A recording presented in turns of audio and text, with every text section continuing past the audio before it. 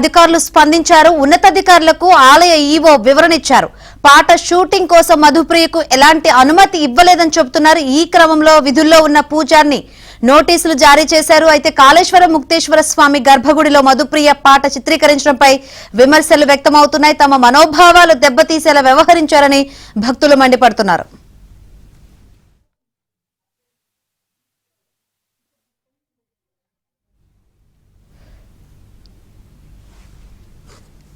మరిన్ని వివరాలు అందించేందుకు మా ప్రతినిధి నవీన్ సిద్ధంగా ఉన్నారు. నవీన్, మధుప్రియ పాటకు ఎటువంటి అనుమతి ఇవ్వలేదని అధికారులు అయితే చెప్తున్నారు.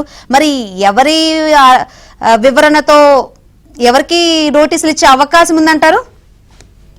శంకరి, మధుప్రియ వివాదం చినికి గాలివానలా మారుతుంది. మధుప్రియ వివాదం పైన కాళేశ్వర ముక్తేశ్వర ఆలయం గర్భగుడిలో పాట చిత్రీకరణ పైన ఏబిఎన్ లో కథనం ప్రసారమైన తర్వాత ఉన్నతాధికారుల ఆదేశాల మేరకు ఆలయ ఈవో ఒక ప్రకటన రిలీజ్ చేశారు.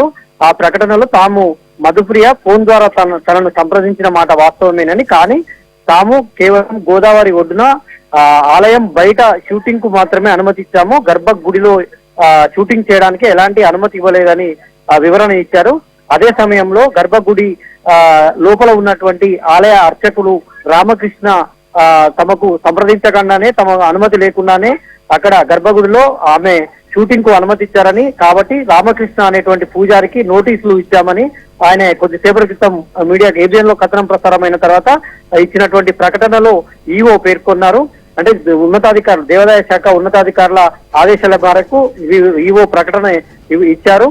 అయితే దీనిపైన మధుప్రియ టీం నుంచి ఎట్లాంటి రెస్పాన్స్ ఉంటుంది అంటే ఆమెకు కూడా నోటీసులు ఇచ్చేటువంటి అవకాశం కనిపిస్తుంది. ఎందుకంటే భక్తుల మనోభావాలకు సంబంధించినటువంటి విషయం కాబట్టి గర్భగుడిలో ఎలాంటి చిత్రీకరణ జరగకూడదు, భక్తులకు ఫోటోలు తీసుకోవడానికి కూడా అనుమతి ఇవ్వని పరిస్థితులు ఉంటాయి.